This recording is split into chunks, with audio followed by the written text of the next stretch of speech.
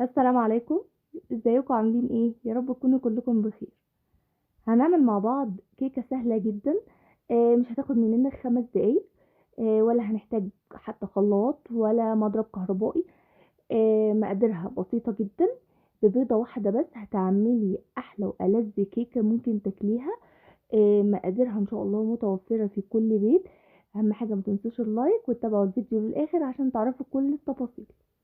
في بولة هنا كده ناشفة خالص مش فيها اي مية. هبتدي اني احط بيضة بدرجة حرارة الغرفة، يعني مش في التلاجة يا جماعة زي ما قلنا لحضراتكم في الفيديوهات اللي قبل كده. البيضة هبتدي اني احط عليها نص كده معلقة من الفانيليا، واقلبهم بقى كويس جدا جدا لحد ما لون الصفار يبتدي ان هو يفتح شوية عن اللون الاصفر ده. بعدين ببتدي اني ازود بقى المكونات اللي هقول لحضراتكم عليها. يعني انت لو عندك شوية زيت صغيرة وشوية سكر صغيرة هتعملي احلى كيكة. هتاكليها بعد بقى ما تخلصي ترويق البيت بقى وانت قاعدة كده. هتعمليها وتقعدي بقى مع كوباية شاي وتتفرجي على المسلسل اللي انت بتحبيه في الساعة بقى اللي احنا فيها دي. هضيف كده كوباية من الزبادي. الكوباية دي 170 جرام. يعني شوفي بقى العلبة الصغيرة كام واعملي لحد 170 جرام. بقلبها بقى كويس قوي مع خليط البيض والفانيليا. وبعدين بعد ما بقلبهم كويس جدا ببتدي اني اضيف كده نص العلبة دي سكر. احنا هنمشي كله بنفس علبة الزبادي دي. هبتدي اني اقلب بقى كويس جدا جدا لحد ما خليط السكر ده لحد ما حبيبات السكر تختفي تماما مع الخليط. بعد ما الحبيبات السكر دي بتختفي تماما ببتدي اني اضيف برضو في نفس العلبة نصها كده زيت. واقلبه بقى لمدة دقيقة. وبعدين بكون بقى مجهزة الدقيق والبيكنج باودر. الدقيق بملى بقى العلبة دي دقيق. يعني هو برضو علبة كده بنخلها بقى كويس جدا. وبكون ضايفة عليها ذرة ملح وكمان معلقة صغيرة من البيكنج باودر. يعني بخلطهم بقى كويس جدا. وبعدين ببتدي انزل شوية بشوية على خليط الكيك.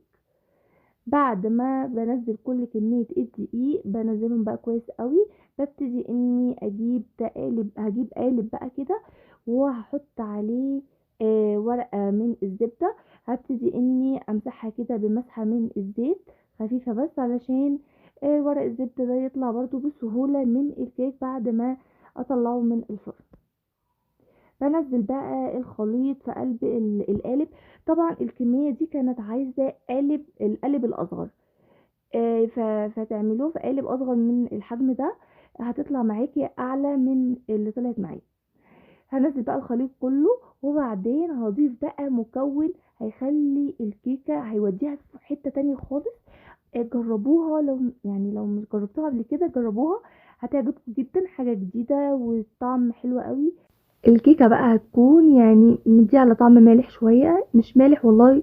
هتديها طعم حلو جدا. الجبنة دي انا هضيف بس مكعبين كده مثلثين كده من الجبنة. هقطعهم كده واحطهم زي ما حضراتكم شايفين. الجبنة دي هتسيح طبعا في قلب الكيكة وكمان هتدينا طعم حلو جدا اكنك حاطة في قلب الكيكة من جوه الكريمة كده. ما تخافوش خالص مش هتكون مالحة خالص. طعمها هياخد الكيكة دي في حتة تانية خالص. جربوها بس لو ما كنتوش جربتوها قبل كده جربوها هتعجبكم جدا جدا. بعد ما بحط بقى كمية الجبنة دي ببتدي بقى اخبط كده القالب ده خبطة كده على الرخامة. وبعدين بدخله الفرن على درجة حرارة 180. بكون طبعا مسخنة الفرن من قبل ما احط الكيكة من اول يعني ما بكون بشتغل في الكيكة الاول خالص. بيكون ده بقى بشغلها يعني بشغلها من تحت بس. وبعدين اول ما بتاخد كده لون من الجنب ببتدي اشغل الشواية. خدت معايا حوالي 25 دقيقة وكانت استوت بالشكل ده زي ما حضراتكم شايفين لونها حلو جدا. كمان بقى الطعم تحفة. جربوها انتوا ان شاء الله اللي هتحكموا. ولو جربتوها يا ريت تقولوا لي رايكم بقى في الكومنتات، علشان اعرف ان الوصفات بتاعتي بتوصل لكم، وكمان ما بتعملوها بتطلعوها بنتيجة هايلة طبعا. هبتدي بقى انا اطلع كده حتة كده في طبق عشان اوريها لكم ازاي هي هشة، وكمان لونها فاتح جدا من جوه، كمان شكلها حلو قوي، وكمان بقى طعمها احلى بكتير. شوفوها هشة قوي وطرية جدا. طبعا الزبادي بيديها طراوة وهشاشة كده بيخليها حلوة جدا. يا رب بقى الفيديو يعجبكم، ما تنسونيش في اللايك وتشتركوا في القناة عشان يوصل لكم كل جديد بقدمه. وتقولوا لي طبعا رأيكم في الكومنتات لو الوصفة عجبتكم. بشوفكم في فيديو جديد، ومع السلامة.